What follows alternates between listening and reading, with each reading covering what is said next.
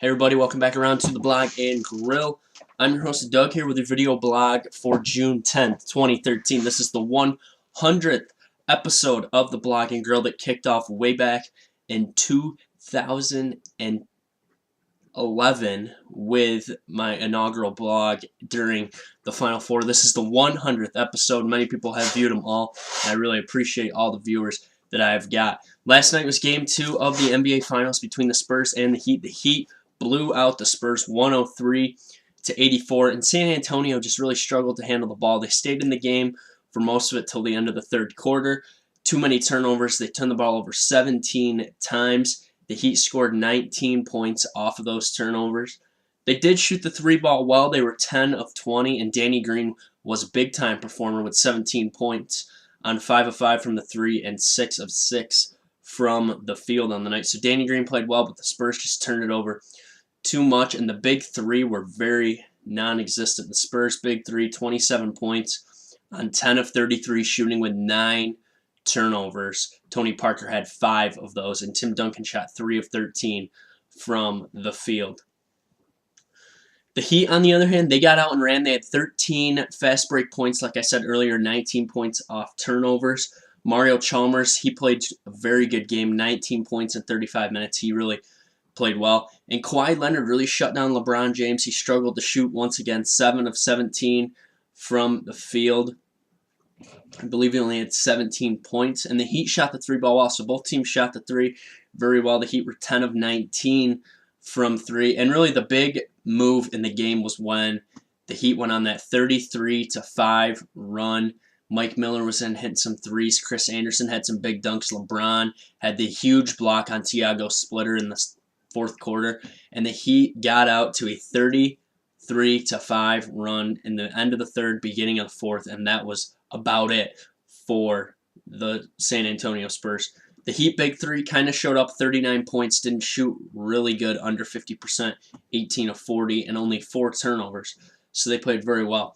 I think in Game 3, the Spurs have to move the ball more effectively. The Heat played a lot of trapping defense in the lane like we saw in Game 7 against the Pacers. They were doing the same thing, not letting Tim Duncan get good shots. Tony Parker couldn't drive or dish or anything. Really, the offense was kept to the outside, and we saw Danny Green play well, like I said earlier. And really, they shot the three ball well, but they didn't move much else well with the ball. LeBron James was just in there slapping at balls, and really, it looked like a lot like Game 7 against the Pacers, where Pacers kind of hung around in Game 7, and then the Heat just pulled away late. LeBron needs to shoot better. I think LeBron needs to come out and try and establish himself early and try and get into his rhythm. He has not shot the ball very well in this series at all. He's at 18 points and 17 points, and usually he's about a 25-point night, 25 points a game guy in the NBA Finals. So I think the Spurs are going to play better in Game 3, but I think the Miami Heat will take Game 3 in San Antonio, take back home court advantage, and really set themselves up to win either one more in San Antonio or go back and win the last 2 in Miami. It should be a good game, though. I'll give you the score of Heat 98, Spurs 92. So I think the Heat will win it by 6, and it's going to be a good game. LeBron James hopefully can get out of his slump already and start scoring the ball.